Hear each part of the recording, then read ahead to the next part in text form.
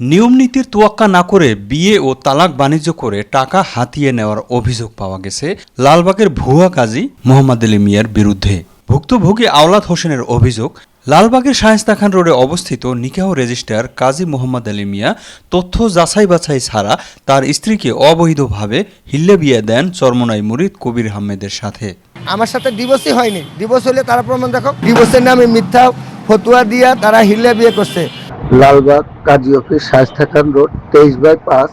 কাজী মোহাম্মদ আলী মিয়া আমার দীর্ঘ জীবনের 22 বছরের সংসার নষ্ট করে কবির আহমেদের সাথে কাবিন করে।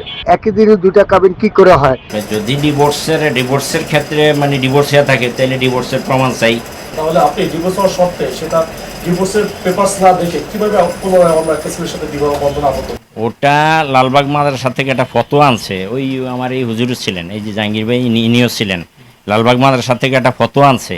সে ফতোয়া দিয়ে দেখাইছে যে তাদের ডিভোর্স হয়ে গেছে এবং এই ডিভোর্সের ক্ষেত্রে এইভাবেই বিয়ে পড়াইতে হবে। সেটা প্রমাণটা কি? সেটা কোনো দলিল ছিল কিনা, কোনো প্যাডে ছিল কিনা, বা ইসলামিক ফাউন্ডেশন থেকে কোনো এটা নথিভুক্ত? না, ওটা আমার কাছে এটা দেখতে হবে, সময় লাগবে।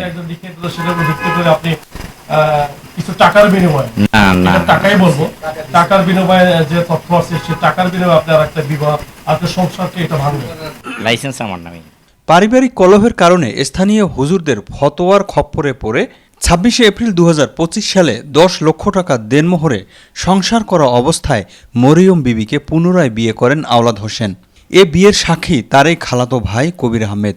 আওলাদ হোসেনের বিয়ের ঠিক একদিন পরেই কবির আহমেদ আওলাদ হোসেনের স্ত্রীকে ফ্ল্যাট, স্বর্ণালংকার এবং বিয়ে করে সুখে রাখার প্রলোভনে আওলাদ হোসেনের কাছ থেকে বিবি মরিয়মকে ফুসলিয়ে পালিয়ে বিয়ে করেন। বিয়ে পড়ান লালবাগের শায়েস্তা খান রোডে অবস্থিত নিকাহ রেজিস্ট্রার কাজী মোহাম্মদ আলী মিয়া। কাজী মোহাম্মদ আলী মিয়া এবং কবির আহমেদ একই পীরের মুরিদ হওয়ায় নিয়ম নীতির তোয়াক্কা না করেই অনৈতিক কাজে একে অপরকে সহযোগিতা করেন। অর্থাৎ 26 এপ্রিল আওলাদ হোসেনের সাথে বিয়ে হয় মরিয়ম বিবির। ঠিক একদিন পরে 3 মাস 13 দিন ইদ্যত পালন না করে পরের দিনেই আবার কবির আহমেদের সাথে বিয়ে দেন। চরমোনাইয়ের ভণ্ড মুরিদ হিল্লা বিয়া কোনো নামে নষ্টামি করছে, কোনো হিল্লা বিয়া বাংলাদেশ সংবিধানে নাই, ইসলামিক আইনেও নাই। সে বলে হিল্লা করছে, কিন্তু হিল্লা করতে হইলেও তার 3 মাস 10 দিন অপেক্ষা করতে হবে, ইদ্যত পালন করতে হবে। কোন হুজুরের কাছে গেছে, হুজুর বলছে এটা হিল্লা বিয়ে দিতে হবে না, এক স্বামী থাকা অবস্থায় একটা মহিলা আরেক জায়গায় বিয়ে বসতে পারে না। তাহলে আপনি এটাই করছেন? 3 জনের সরলতার আবার একই কথা বলতে আইন কখনো সরলতা বোঝে না, আপনি চাবে বুঝে না। এটা আমি স্বীকার করে নিছি, স্বীকার করেন এটা সরলতার মাধ্যমে হয়ে গেছে। এক কথা শেষ, একজন স্বামী থাকা অবস্থায় অন্য জায়গায় সে বিবাহ বসতে পারে না, যদি পারে তাকে ডিভোর্স। তাহলে তো ইসলামের কোনো আসে, ইসলাম তো বলে যে মুখে বিবাহ তালাক দিয়ে তালাক হয়ে যায়। তাহলে আপনার কাছে প্রশ্ন পেয়ে গেছি তো, উনি তো এটা আপনি ভুল করছেন কিনা আপনার কাছে কি মনে হয়? হ্যাঁ, এটা তো আমাদের ওনার কাছ থেকে ডিভোর্স পেপার না নিয়ে করাটাই আমাদের ভুল। মোহাম্মদ আলী মিয়া কাজী দুজনই চরমোনাইয়ের ভণ্ড মুরিদ। তারা আইনের ব্যত্যয় ঘটায় এই অঘটন ঘটাইছে।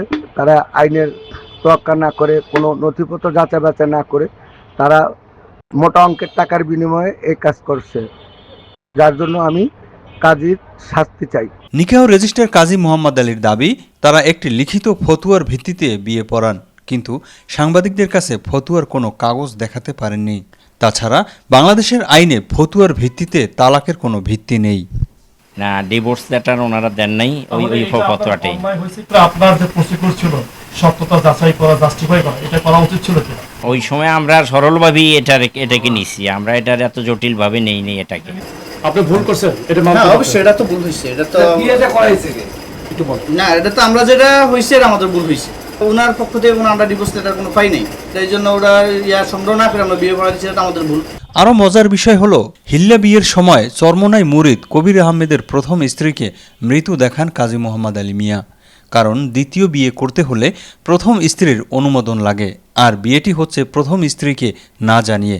তাই এখানে প্রথম স্ত্রীকে মৃত্যু দেখানো হয়। কিন্তু সরেজমিনে গিয়ে কবির আহমেদের প্রথম স্ত্রীকে জীবিত পাওয়া যায় এবং এই বিয়ের বিষয়ে তিনি আগে কিছুই জানতেন না। বিয়ের পরেই তিনি সবকিছু জানতে পারেন বলে সাংবাদিকদের বক্তব্য প্রদান করেন। আরও আশ্চর্যের বিষয় হলো, কবির আহমেদের বিয়ে হয় 27 এপ্রিল 2025। কবির আহমেদের বিয়ের ঠিক 14 দিন পরে সেই বিয়েই আবার একই কাজের মাধ্যমে তালাক দেওয়া হয়।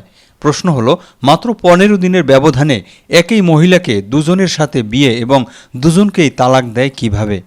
13 দিনের মাথায় সে আবার সেই কাজী আবার তাদের খোলা তালাকে স্বাক্ষর নেয় এবং সে বিয়ে ভাঙার জন্য সম্পূর্ণ কাজ করে। অর্থাৎ তারা আগের থেকে যোগ সাজেশে আসিল যে তারে আমরা ধর্ষণ করব, এই জন্যই তারা এইভাবে নিয়ম নীতি তোয়াক্কা ছাড়াই তাড়াহুড়ো করে বিয়ে করলো এবং তাড়াহুড়ো করে ছেড়ে দিল।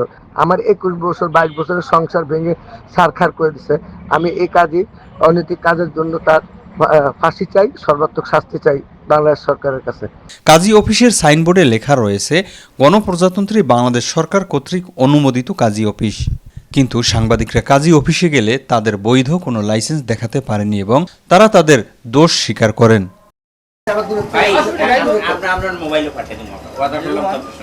এই মুহূর্তে আপনাদের লাইসেন্স দেখতে পাচ্ছি না, কিন্তু পরবর্তীতে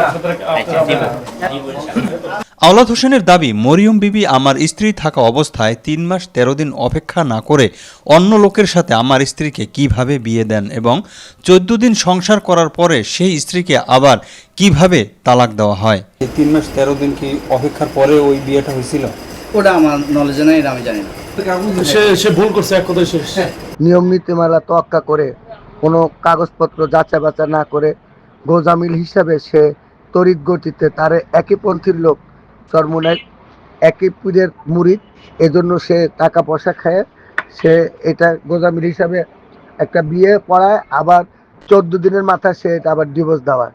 এজন্য আমি বাংলাদেশ প্রশাসনের কাছে, সরকারের কাছে মিনতি জানাই, কাজী যেন ন্যায্য শাস্তি পাই। আমি ন্যায় বিচার চাই। তিনি এ ধরনের নীতি নৈতিকতাহীন এবং বাংলাদেশের আইনকে বৃদ্ধাঙ্গুলি দেখিয়ে এ ধরনের অনৈতিক কাজকর্মকে সহযোগিতা করার দায়ে নিকাহ রেজিস্ট্রার কাজী মোহাম্মদ আলী মিয়ার শাস্তির দাবি জানান। ডিভোর্স হলে তো আমি এই আপত্তি করতাম না, তারা সম্পূর্ণ অবৈধভাবে করছে। কাজীর যেন যথাযথ শাস্তি হয় এবং তার কাজীর অফিস যেন বাতিল করা হয় অতি দ্রুত। আমি আপনাদের কাছে বিনীত অনুরোধ জানাই তার লাইসেন্স বাতিল করা হোক।